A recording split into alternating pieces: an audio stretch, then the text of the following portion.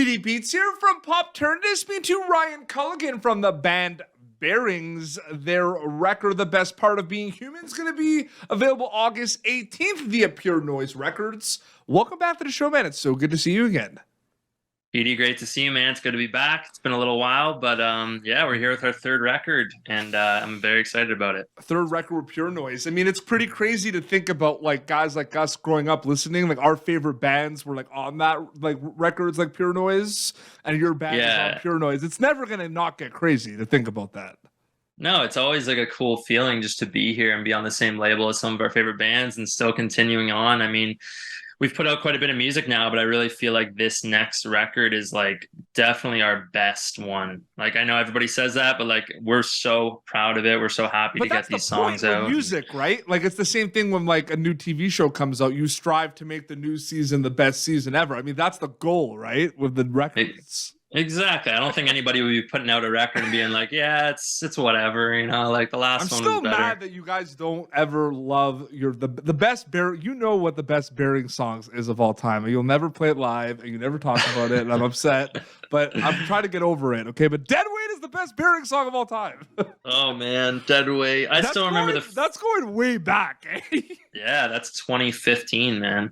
That's a while ago. But I remember first hearing that mix back of that song, and I was like, oh my god, we sound like Sum 41. Like, this is so that's cool. Kind of why I like it. Like, that's the music I grew up with, like the American Pie rock, they call it, right? The Sum 41. Exactly. I was blown away. I was like, holy shit, we sound like a real band, you know? Like, it was so cool to hear. But yeah, man, it's a different era now. It's all good. Super Deluxe is a bop. That's probably my second favorite one. And then, of course, one that I want to talk about now, which is going to be on the new record, Scenery. The music video for that is fantastic. Oh, thank you. What are the conversations like about the music videos? Because I feel like that's a cool thing on its own, because you make the record and everything, and the music videos are like the vehicle of promotion for the songs. But what's that like? Is that a big collaborative process between the band, the record labels, the music directors? Like, I'm just curious about that.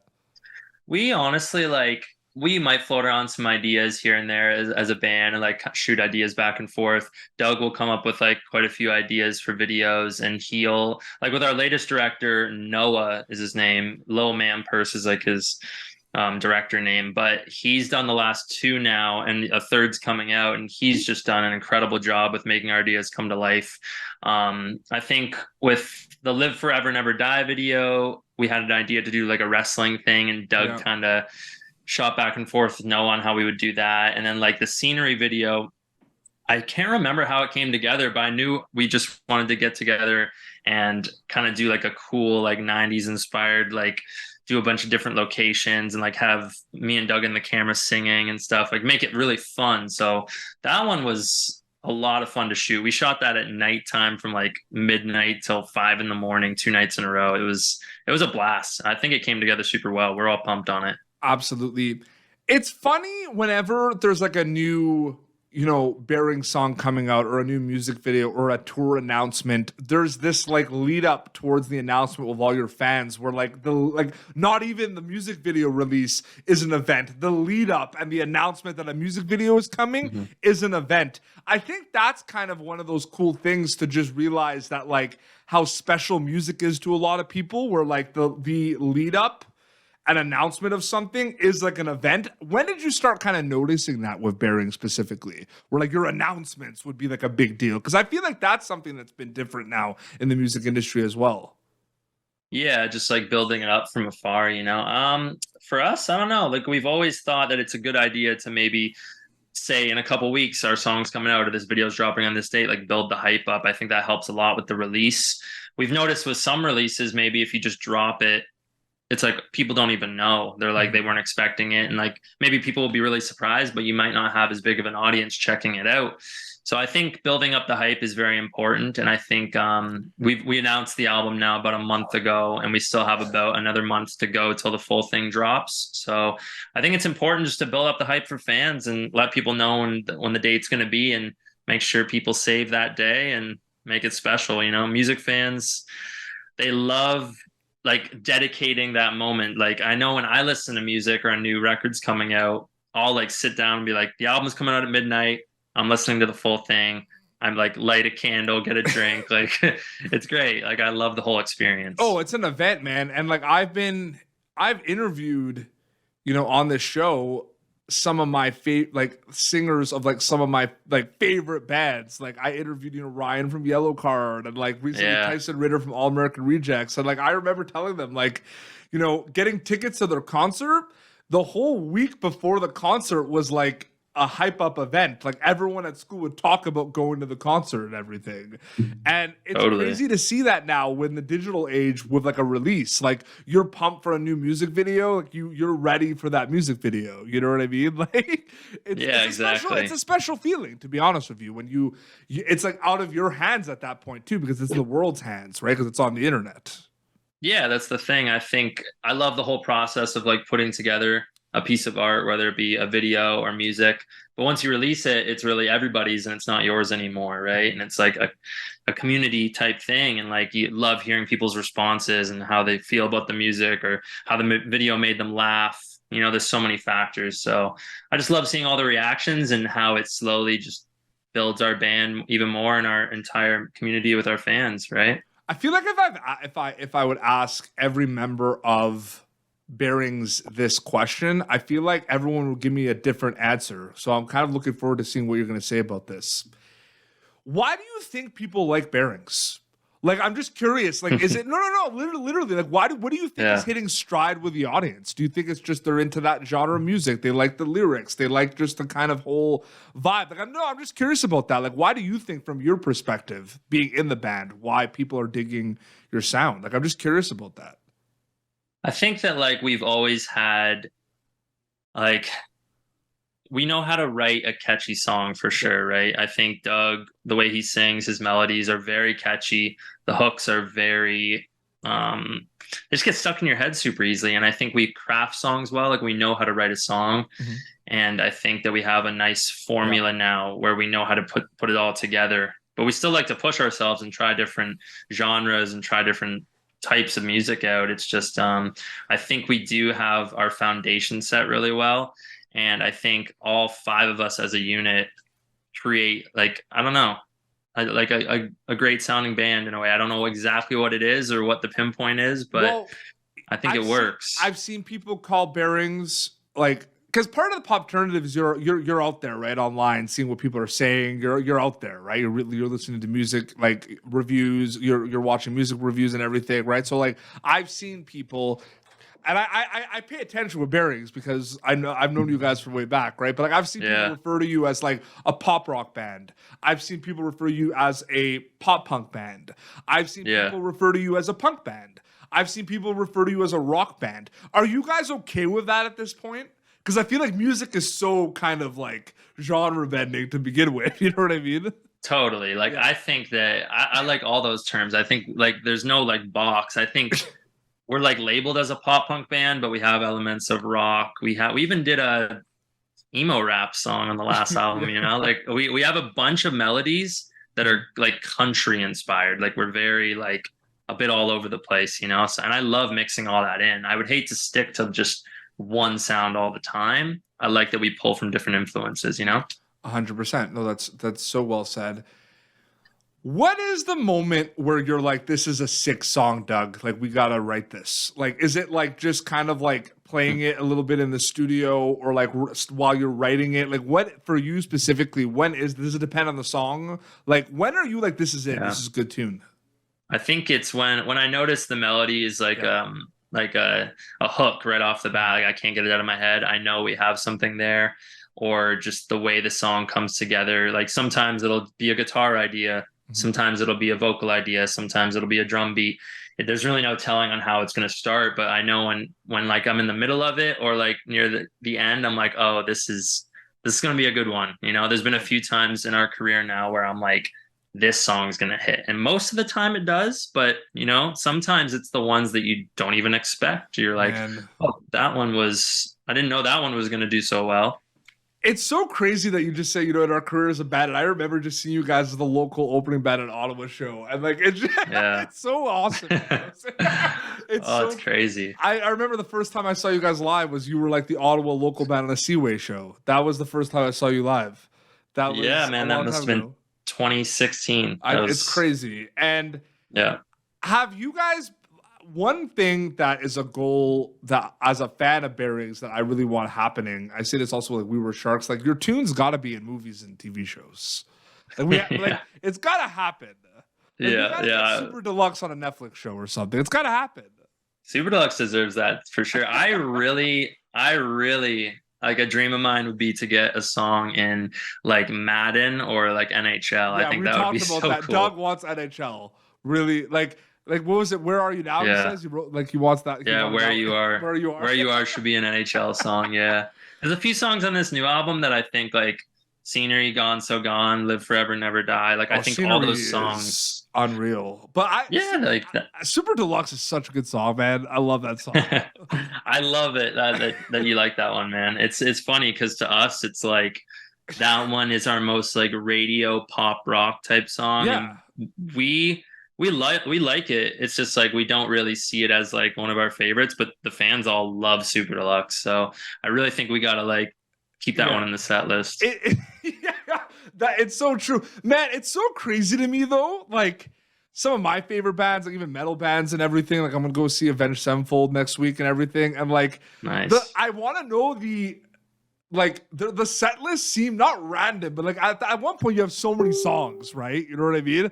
I just I sometimes I see certain songs on the set list where I'm like, that's unreal, but I wouldn't think they'd be on the set list. So I'd love to see like a podcast series of like bands talking about their set list rationale. Like yeah, for sure, dude. Because it's funny. It's funny when you first start out, it's like, damn, like, do we even have enough songs to do a show? Like we're trying to like, you know, like play every single one and then maybe like a cover or two and whatever we can fill. Yeah. And now with like a few EPs and 3 albums soon, it's like, damn, like we can't play all the ones people want us to play because we have so many now. It's cool. It's cool to be at 100%. That spot. So what I'm going to do right now, you could take us. I know you guys are going on tour soon with Just Friends. So I'm going to, this is what I would do. This would be like, how many songs do you play in a set list? Would you say depends on the length. 12? Yeah, it depends on the length, but we'll go like on a headline set, like 12 to 14, 15 max. Yeah. Okay. So I think you obviously have this down and everything, but like, I think, you know, Scenery should be your opening song. That Scenery's sick, okay. Yeah. So you do Scenery, and then you right away you continue the energy. Basically, you put an older one. You play Where You Are right away, right after that. So everyone's like, "Oh my god!" Then you go. Then you go back to, you know, something from the new record, like whether it's Gone So Gone or another song on the record that's coming out, basically. For sure. But then you gotta do. Then you gotta just do like the Sway, the Super Deluxe, the Shaking Your Mind. You got to do a lot from that record. But then I think you go back and then you do Eyes Closed and then Blue in the Dark and everything. I think you should do that. I think, 100%. And then you know what I want you also to play in that set list that will never happen. But that'd be so sick to play Deadweight one day again. What is the reason why you don't want to play Deadweight one time? Is it just because you're just over it? Like I think it's just yeah. It's just like such an early EP for us, and we like didn't know what we were doing. We didn't really know how to like properly write songs. You obviously knew what you were doing because you made PD Beats' favorite Bearing song. That's true. It's funny because I was talking about this the other day. Actually, I actually have like a set list, a playlist that I listen to quite a bit when I'm doing a lot of work, and I have Super Deluxe on that on that playlist. Oh, and sick. I listen to that playlist like all the time. So I literally listen to your band every day. That song I appreciate it. I appreciate it. It's funny too because I literally like We Were Sharks, who are from Ottawa, and I know those guys really well. Like they are like one of my favorite bands of all time. Like I listen to that band all the time. Like it's so crazy to me all the time. Where I'm like, you know, I know people are used to book people that it's like bands that I listen to all the time. Like it's wild to see your band and they're from Ottawa and like over 100,000 monthly listeners on Spotify. Like it's pretty incredible to see that, to be honest with you. It's cool to see bands come out of Ottawa, man. Cause like, we were in that little small music scene from Ottawa back 5-6 years ago. We'd play house shows with all these guys, and it's like a few bands have come out of that city and done really well. And I just love to see like Ottawa on the map. You know, We Were Sharks is still doing it too. Like they're killing it all the time. So it's really cool to see. Over 100,000 people on a monthly basis currently listen to your band on Spotify. I know that's a number that I'm like, what in the world? It still blows me away. But it's a lot of people all over the world, right? Because music, I think, is you're a band from Canada, but like because of like Spotify and YouTube and everything, YouTube is a big one for this. Like I'll look at my Popternative numbers, dude, and it's like views over 90 countries. Like it's crazy. You know what I mean? I know. We have like the same analytics for Spotify, and it's like one of our biggest countries sometimes is Jakarta. Yeah. Or is it a city? I can't. Indonesia. In Jakarta, Indonesia. I'm like, man, how did people find us over there? Like, it's amazing. You know, like Shaking Your Mind has over 1 million plays on Spotify. You know, Blue in the Dark, obviously, that was on tons of playlists at one point. Got over 3 million. I mean, and just like Scenery was put out, like it's almost at 500,000 streams. Like that's pretty incredible to think about. It's really cool, man. I can't wait to get the new record out and for everybody to hear all the songs, because there's we've released 3 singles now from it, and then we got 7 more songs to come out on August 18th. So, and you know, let's talk about that a little bit. Your third record on Pure Noise, obviously, kind of what I think you said it really well with. We know how to make cool melodies, we know how to make catchy tunes. So obviously, the wheel's not going to be super reinvented on this third record because it's a Bearings record and everything. And the songs I think that have come out so far, we know they're Bearings tunes, right? But was there something specifically you wanted to do with this record that, yes, makes it like the better record out of the 3 records, but is there something that you wanted to do, that little experimenting a little bit, maybe specifically with this record, or was it not really as much experimenting as you would think? With this record, we really wanted to hone in on like a sound. We wanted to refine the Bearings sound, because, you know, with Blue in the Dark, we were writing songs and like it was our first record and we were just trying to do whatever we could do, like how we knew how to do it at that time. And I think it was a bit, you know, all over the place. And then Hello, It's You, we went even further into that with our second record, and we, you know, tried a bunch of different things. We tried emo rap, we tried like slower songs, like more poppy songs, polished, and then like a couple pop punk ones. It was all over the place. So for this record, we were like, okay, we really want to like define the Bearings sound and make the songs like how they should be in our heads. Like we really wanted to write songs that would be fun live and be super easy to get stuck in people's heads. And like we made it a point where it's like every song on this record has to be single worthy. Like we want it to be like 10 absolute banger songs that are gonna like get people jumping and having fun. But you did that with Hello, It's You though.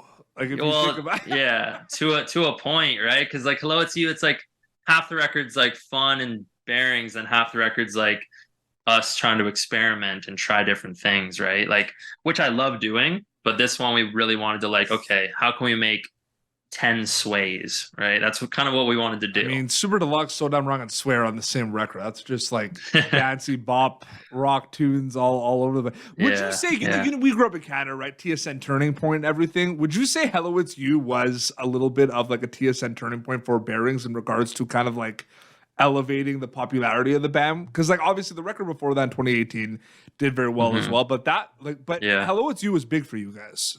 Yeah, for sure. It was an interesting time for us because we released it right in the middle of COVID, right? November 2020. We couldn't tour on it for a year. And but I do think like we recorded the album as well before COVID. So like it was back in January of People 2020. don't realize that sometimes too, eh? Like that you can go back and like it's just sitting there. Like with movies too, like people don't realize that sometimes. Yeah, how long they just sit. Like this album right now, our third record, we recorded in August of last year in 2022, and now it's going to come out in August 2023. So we've had these songs written, recorded, done for a full year, and then they finally come out, right? There's strategy and conversations, and like you want to put a tour together with it. There's a lot. I think sometimes it's difficult, right? Because at one point, you know, we're going to get like a little philosophical here, right? But like, I mean, at one point, you guys were doing your thing. hanging out, going to school, working, right? And then getting together and doing the Bearings thing, right? And playing local shows and everything, right? And it became kind of like a pastime and everything and a passion. And then all of a sudden something kind of happened where, people dig the sound. The record labels dig the sound, the managements like the sound, and it became a business for you guys. It became like a livelihood and everything. And I feel like that's always going to be a scary thing, right? Because that's kind of the goal, but we know how difficult it is sometimes. So you can't take it for granted and everything. But that's always going to happen too. Like there's always going to be the business component of everything. Like you're going to do interviews on tour. People are going to ask you certain questions. And, the answer is because, us and the label thought it was a good idea to play these songs. Like that is the reality of it, right? Yeah. It is crazy how it goes from this little passion project you're doing with your friends, and now it's a business that we're all running together, right? Like myself, Collin, and Doug started it back in 2015 or 2014 even. That's when we really started. And then now it's grown into this big thing. We're like 9 years into it technically, right? Even if we didn't take it as seriously the first couple of years, it's like it's a long time. And like now we're literally running a business together, and there's a lot of like accounting to do and merch, touring. Like there's a lot of. When did you guys start Bearings? Like technically March 2014. Okay. But it's like we were still in college. We didn't really take it that seriously. We didn't know what it was going to be. Yeah. Then when we all decided to stay in Ottawa after school, then we started to be like, okay, maybe we should like try this thing out. And then late 2015, 2016 is when we started like touring and like playing shows. September 2015 is when I like started Popternative. Yeah, isn't that crazy? But like March 2020 is when it really took off. Like that was when I really started like saying, okay, I want to make this my thing. Yeah, for sure. Because during the the pandemic, a show called Outer Banks came out. I haven't interviewed the cast, and it just it just pops off, man. It's really cool to see, like it all come together after all this time. Dude, it's so crazy. And I've always been a person that I just love. Like I just get, everyone says like your energy and everything. I know how much you love doing what you do in Bearings. I know how much time you put into things. I know when I listen to an amazing song, I know all the hard work that has been put on things with that song. I know all the conversations. So I'm a fan. Like when I sometimes say like, man, like I listen to Bearings, I love you guys and everything. I'm like a fan of the craft. Do you know what I mean by that? Like, or like when I interview like a actor or a director or writer, like I'm a fan of the craft. Like I love the fact that one of my favorite movies is out there, and I love how you worked night and day on that to bring that to me, because I know everything. That's something that gets me excited about it, to be honest with you, man. Like that's the thing that gets me excited about it. For sure. And like all art forms, I agree. It's like I love seeing the behind the scenes, how it was all put together. Like, even a photographer or a painter or a movie director, music artist, it's like just to see them work at it, and it takes so long to get it done, and then people only see the final product, and it's like all that went into that is what gets me excited. So I feel the same way. That's my favorite thing, and that's why I think I'm a big fan of horror movies, because horror movies too, you're seeing it, they're cost like effective to make. Like Insidious, the Red Door cost, think about this for a second, right? Insidious Red Door cost $16 million to make.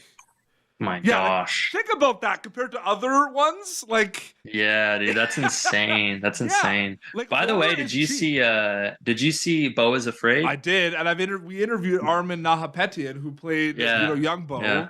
I saw that. Yeah, you love that movie. We talked so about cool. That. Yeah, I love that movie so much, man. Literally probably my favorite of the year so far. I know it's like hit and miss with everybody because it's so weird, but like to me, I was like, good God, this is amazing. Yeah, we covered that at the Toronto premiere as well. Ari Aster was doing a Q&A and everything. We sent one of our correspondents, Jesse, to that, and no, it's crazy. But yeah, no, that's something that I think is really important. I think they watched a new music video for Bearings and they love it and they dig it, but I think you'll appreciate it more if you have those conversations. Like if they see you at the merch table at a show, like ask, like, how long did that music video take to make? You know what I mean? And like that. Totally. Just saying, like that's important. That gets me excited. You know what I mean? Yeah. Like how it all came together. That's like the best part, learning.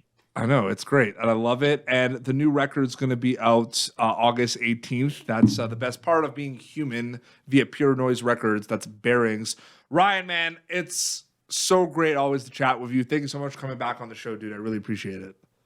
Always, man. I appreciate it immensely. I love what you're doing too, and keep going with it, dude. Like you're just climbing the ranks, dude. We're trying, man. Over and over. Bearings Band on social medias, right?